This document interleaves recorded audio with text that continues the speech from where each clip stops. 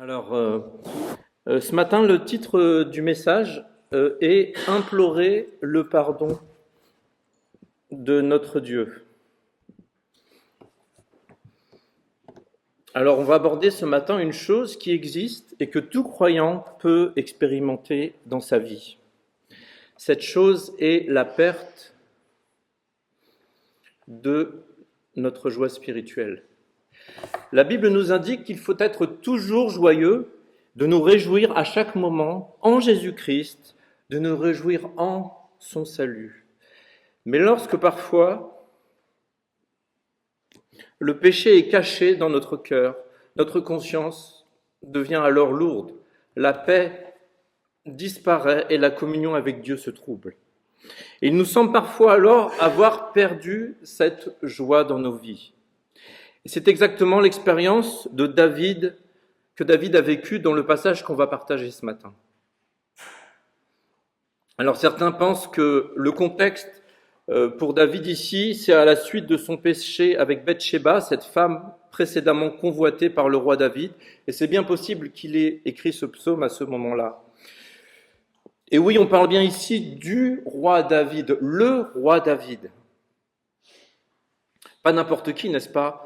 Mais le roi David, aussi proche de Dieu à certains moments de sa vie, ce jeune berger rempli de foi en son Dieu, qui le louait sans cesse par des hymnes et des chants, lui qui a terrassé le géant de Gath, Goliath, il était aussi comme chacun de nous également. Il était un homme pécheur. Il a entre autres convoité donc cette femme mariée, il l'a par la suite connue. Elle a enfanté un garçon, puis il a comploté par des méthodes humaines de masquer, de cacher son péché par le meurtre prémédité de son mari Uri. Mais nous connaissons la suite. L'Éternel lui a ôté ce fils. Il l'a repris auprès de lui. Puis juste après que le prophète Nathan lui révèle son péché, c'est non sans douleur et souffrance qu'il est revenu à Dieu. Alors la question qu'on pourrait se poser, c'est pourquoi Dieu a permis, en ce moment, lorsqu'il a connu Bathsheba, qu'ils aient un enfant ensemble. S'ils n'avaient pas eu d'enfant, ça aurait été plus facile peut-être pour lui. Mais le Seigneur est souverain en toutes choses et il a voulu ce qui s'est passé.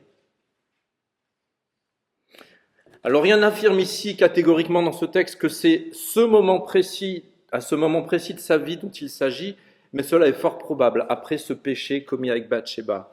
Mais le texte que nous allons partager ce matin nous indique que David a vécu cette expérience de perdre cette joie spirituelle en son Dieu. Et c'est ce que nous allons voir en ouvrant nos Bibles afin de cheminer jusqu'au livre des Psaumes, chapitre 32. Alors c'est un verset, le premier verset, on l'a lu ce matin déjà.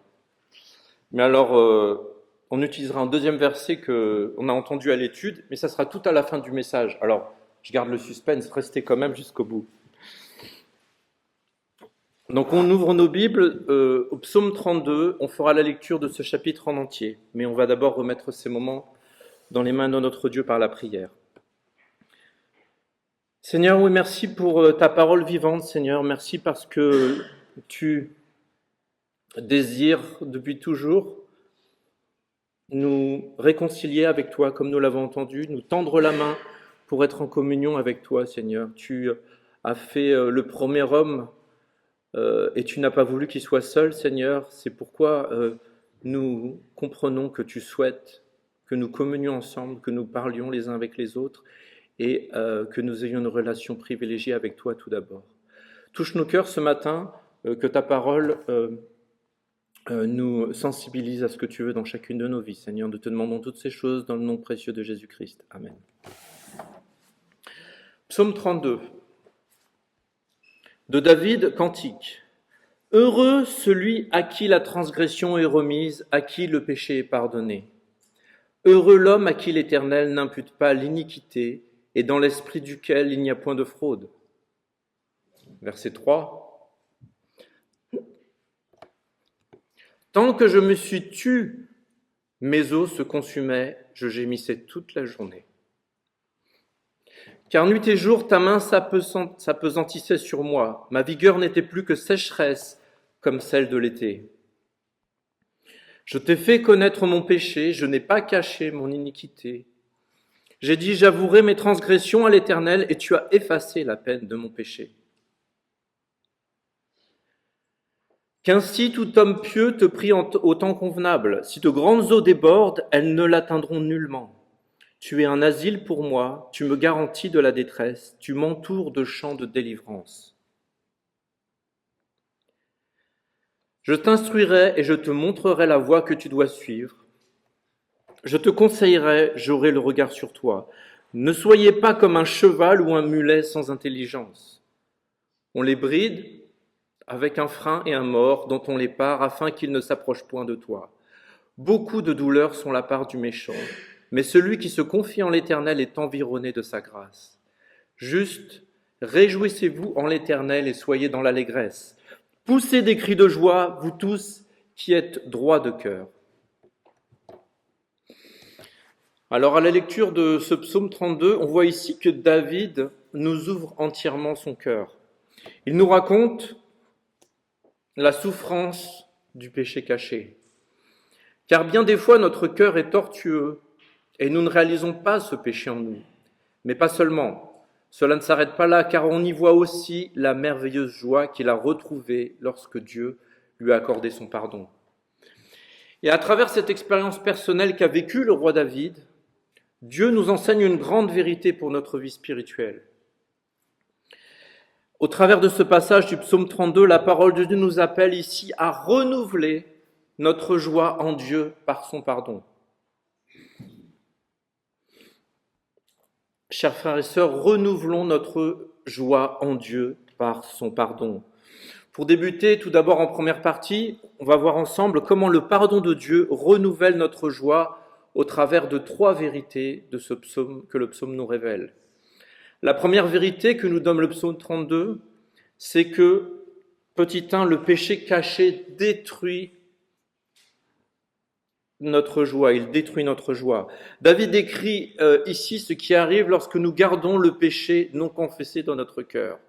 Verset 3, nous lisons « Mes os se consumaient ». Ici, nous réalisons dans ces quelques mots combien celui-ci, ce péché, nous détruit, et sa douleur également. Il ne s'agit pas, selon le texte, d'une douleur extérieure, superficielle, mais bien plus profonde. Celle-ci vient de l'intérieur de notre corps. David nous dit qu'il s'agit de ses os, l'organe le plus profond, celui qui tient tous les organes qui nous constituent. Notre squelette, ces os ne sont pas brisés ici, ou source de douleur, d'une simple douleur, mais bien plus. Ils se consument comme un feu brûlant de l'intérieur. Il semble d'ailleurs bien triste, mais réel, de comparer cela à une sorte de cancer des os qui nous brûle tout le corps de l'intérieur, nous faisant souffrir sans cesse. Ainsi, ce péché, tant qu'il était présent, le faisait souffrir sans cesse, de l'intérieur même de son corps. Cela peut même nous faire penser à l'étang de feu évoqué dans l'Apocalypse. Si l'on poursuit, on voit toujours au verset 3 qu'après avoir ces os qui se consument, il dit « Je gémissais toute la journée ». Et cette douleur ici n'est pas une petite souffrance, car elle emmène David à gémir sans cesse, une attitude que nous connaissons bien lorsque le péché est en nous. Avoir un tempérament plutôt de plainte, de mécontentement, plutôt à ne rien voir de bon autour de nous et en particulier chez les autres. Tout est noir parfois lorsque nous sommes dans le péché. Ça ne va pas. Ça ne va pas comme nous voulions. Celui-là, il ne fait pas ce qu'il faut. David avait ce tempérament ici de gémir toute la journée à cause de ce péché. Le dernier effet de ce péché, on voit ici que c'est la perte de ce qui faisait notre force. Verset 4, « Ma vigueur n'était plus que sécheresse. » Ainsi, la vigueur qui nous habitait pour produire des fruits de justice et nous mettait au travail pour le Seigneur a disparu ou peut sembler difficile à reproduire. Au lieu d'être un arbre verdoyant planté près d'un courant d'eau qui donne son fruit en sa saison, comme nous l'avons entendu, et dont le feuillage ne se flétrit point malgré la sécheresse, il tient bon et continue à porter du fruit. C'est le psaume 1 qui nous dit cela. Nous ressemblons ici plutôt au ricin qui produisait tellement de joie à Jonas, mais qui a séché en une nuit. La question que l'on peut se poser dans ce cas-là, produisons-nous de la joie à notre Dieu quand ce péché reste dans notre cœur? Bien sûr que non. Lorsque notre vigueur pour lui n'est plus que sécheresse. Ainsi, nous pouvons résumer ainsi le péché qui est caché au fond de notre cœur. Petit 1 nous ronge l'âme par la souffrance qu'il nous donne, enlève la paix intérieure, mais aussi la paix autour de nous, et bien sûr la paix avec Dieu.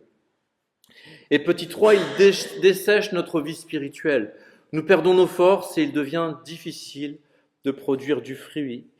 Et qui ne l'a pas expérimenté ici? Pourquoi cela? Parce que ce n'est pas ce que notre Dieu veut de nous.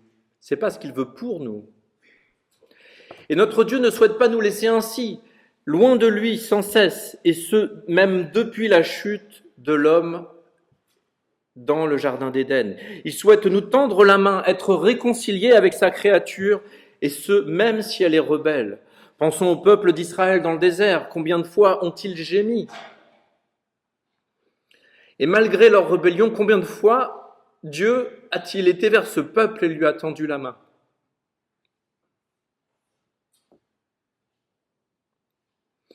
Car lorsque la paix et la réconciliation n'est pas présente dans nos vies, cela ne vient pas de lui.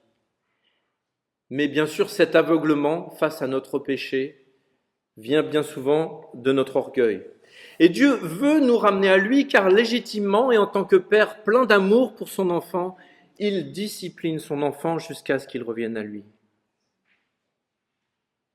Et parfois, même si cela nous semble difficile à entendre, la discipline divine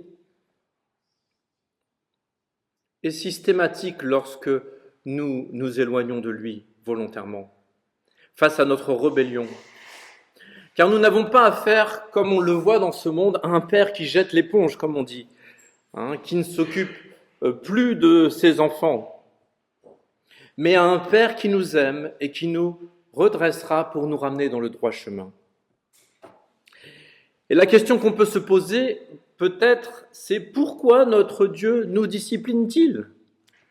Avant toute chose, nous avons une certitude, c'est que nous sommes certains de son amour. Hébreux 12, 5 à 6 nous dit « Et vous avez oublié l'exhortation qui vous est adressée comme à des fils. Mon fils, ne méprise pas le châtiment du Seigneur et ne perds pas courage lorsqu'il te reprend, car le Seigneur châtie celui qu'il aime. Et il frappe de la verge tous ceux qu'il reconnaît pour ses fils. » C'est plutôt si nous nous éloignons de lui et que nous ne sommes pas repris qu'il faut se poser des questions. Est-ce que nous sommes bien ses enfants? Notez ici dans le passage qu'on vient de lire le mot exhortation. Il s'agit d'une consolation, d'un encouragement. Voici comment prendre le châtiment du Seigneur et ne pas le mépriser comme un encouragement de sa part ou une consolation. Ainsi, si nous sommes à lui, si nous sommes ses enfants légitimes, Dieu intervient pour nous ramener à lui. Et c'est sa signature de père en tant que père. Il souhaite nous corriger pour nous ramener à lui et nous conduire dans le droit chemin. Ainsi, tout comme un berger, un métier que David connaissait bien, comme un berger qui utilise son bâton pour ramener la brebis qui s'est égarée, notre Père utilise aussi ce même bâton pour nous ramener sur le chemin qu'il veut pour nous dans nos vies. Mais notre Père qui discipline, quel est le but? Quelle est sa volonté? Quel est son objectif?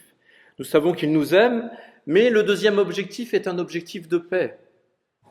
Hébreux 12, 11 nous dit « Il est vrai que tout châtiment semble d'abord un sujet de tristesse et non de joie, mais il produit plus tard, pour ceux qui ont été ainsi exercés, un fruit paisible de justice. » Ainsi même, si dans un premier temps nous pouvons ressentir de la douleur ou de la tristesse, suite à ce châtiment, le but de notre Père n'est pas de punir, mais avant tout de restaurer son enfant, de le ramener à lui. Alors pour ceux qui aiment et qui pratiquent le jardinage, ah bien on a une sœur qui pratique le jardinage là, c'est Vicky. Il y en a d'autres, mais je sais qu'elle aime bien, elle. Est-ce que parfois, pour qu'un arbre ou une fleur donne plus de fruits ou plus de fleurs, est-ce qu'on ne taille pas une plante? Est-ce qu'il ne nous arrive pas de couper certaines branches et de l'émonder?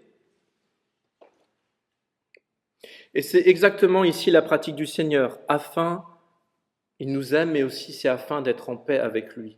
Et oui, parfois être émondé peut être douloureux. Jean 15,2 nous dit: tout sarment qui est en moi et qui ne porte pas de fruit, il le retranche. Tout sarment qui porte du fruit, il l'émonde afin qu'il porte encore plus de fruits. Voici donc ici une seconde raison pour laquelle notre Père nous ramène sur le bon chemin, afin de nous ramener dans sa volonté, être en paix avec lui, afin de porter du fruit. Mais il arrive parfois que, malgré la discipline du Père, nous n'en faisions qu'à notre tête, et je le sais bien. Il faut faire attention toutefois à cet entêtement qui peut nous gagner parfois, lorsque nous restons rebelles à son enseignement, à sa discipline. Ainsi, parfois, il peut arriver que nous persistions dans notre entêtement, nous pouvons rester éloignés du chemin qu'on doit suivre, et ce, malgré les rappels de notre Père. Aussi, notre Père peut avoir un recours à un ultime avertissement. Nous trouvons ce passage lors de la description du repas du Seigneur, lorsqu'il débute par « Que chacun donc s'éprouve soi-même ». Et après, il dit dans 1 Corinthiens 11,30 « C'est pour cela qu'il y a parmi vous beaucoup d'infirmes, de malades, et qu'un grand nombre sont morts. » Aussi, et c'est ce que la parole de Dieu nous dit, si le croyant refuse de plier, Dieu peut écourter sa vie terrestre afin de sauver son témoignage en tant que chrétien. Ainsi, tout comme un père qui va retirer son enfant d'un jeu qui est dangereux pour lui, pour sa sécurité, dans son amour, notre Père peut en faire de même avec son enfant. J'ai ce souvenir peut-être dans les parcs, vous connaissez ça certains, où vous savez ces espèces de plateaux qui tournent là, on les fait aller de plus en plus vite. Et souvent ce qui se passe quand il y a le grand frère qui va sur ce plateau, le petit aussi il veut y aller.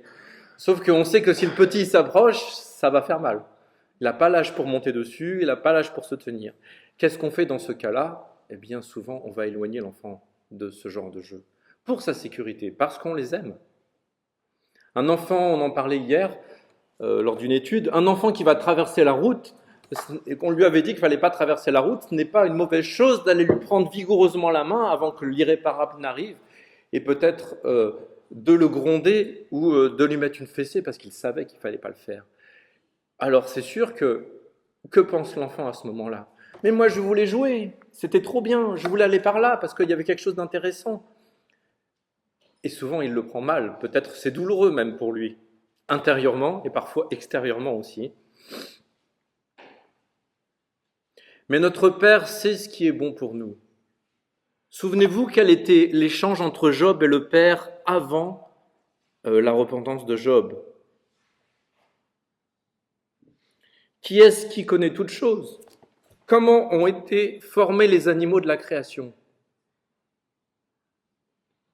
Job n'avait pas cette réponse, il ne savait pas.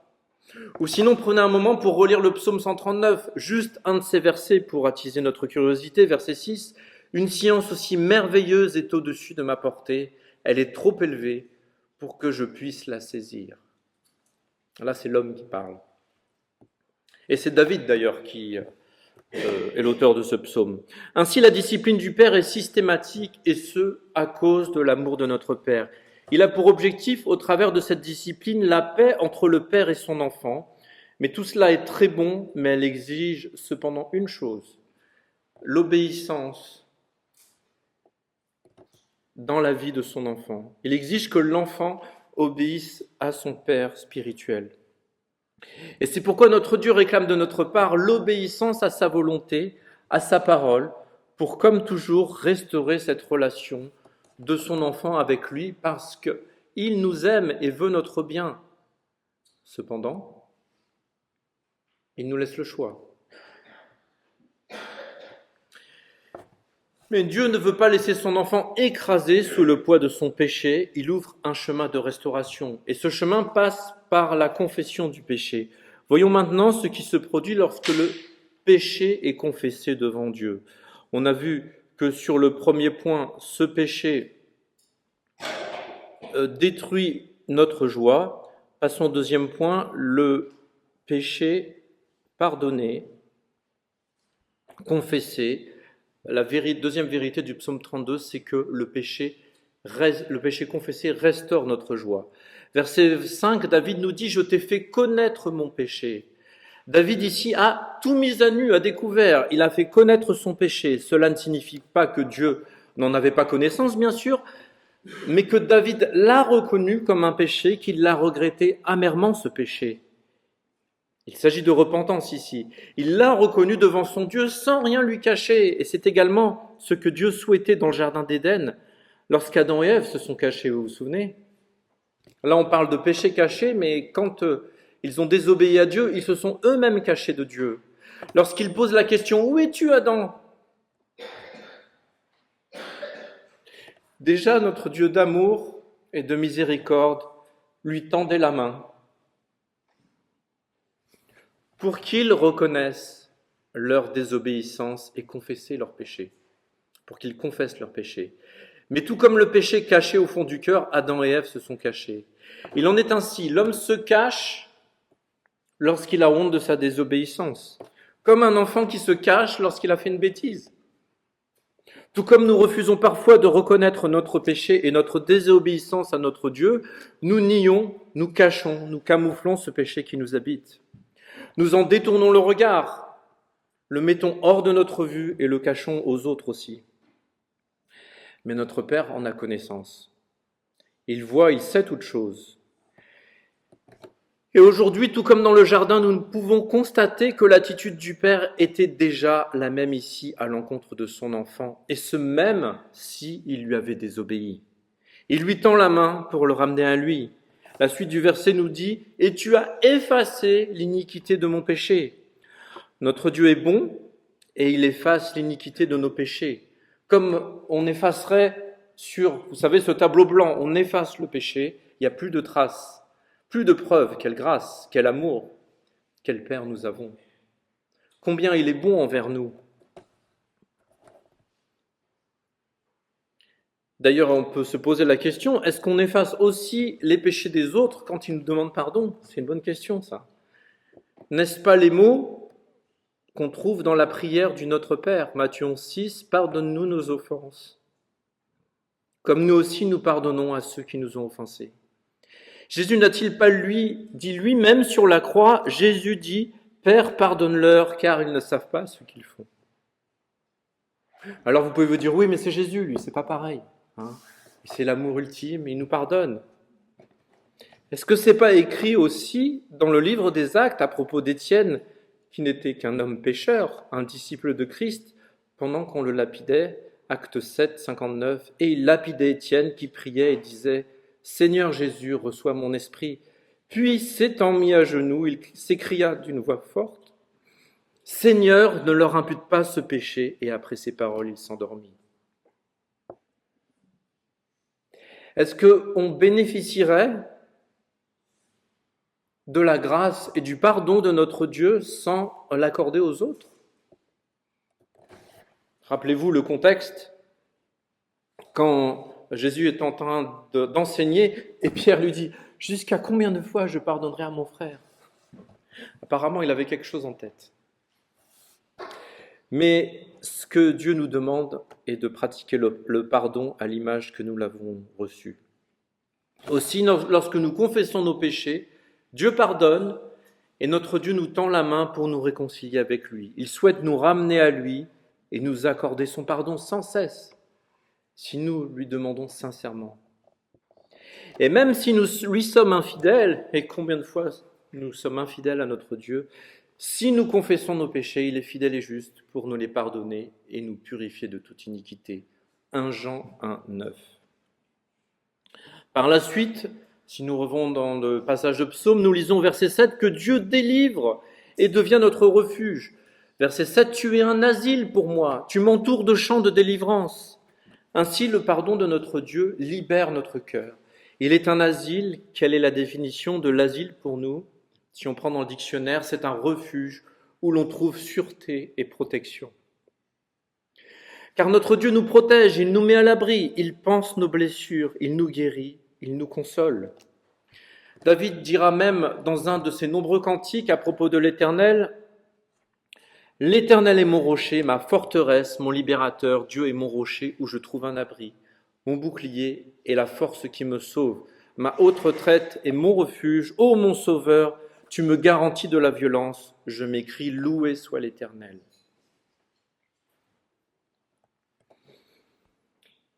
Mais le pardon de Dieu ne se limite pas simplement à effacer notre faute et nous donner la délivrance. Dieu fait encore davantage, car il ne nous pardonne pas pour nous laisser ensuite marcher seuls.